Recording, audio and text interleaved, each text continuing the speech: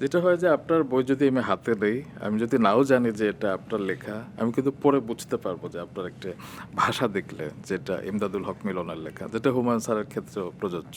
কিন্তু পরবর্তী সময়ে বেশিরভাগ লেখকের ক্ষেত্রে সেই বিষয়টা দাঁড়ায়নি কেন? আপনার কি মনে হয়? কেন যে দাঁড়ায়নি এটা এটা বলাটা একটু কঠিন। তারপরে আমি আমার জায়গাটা ধরে বলতে পারি, আমি সবসময় চেষ্টা করেছি যে আমার নিজস্ব একটা ভাষা তৈরি করতে। হুমায়ুন ভাইয়ের তো শুরু থেকে ওই ভাষাটা ছিল, জি। তিনি একজন মানে বিশাল বড় মাপের লেখক। যাই হোক, আমার ভাষাটা আমি চেষ্টা করে করে তৈরি করেছি, যে আমি এমন একটা ভাষায় লিখবো যেন আমার বইটা পড়লে বা নাম না দেখলেও লোকে বুঝতে পারে এটা আমার লেখা।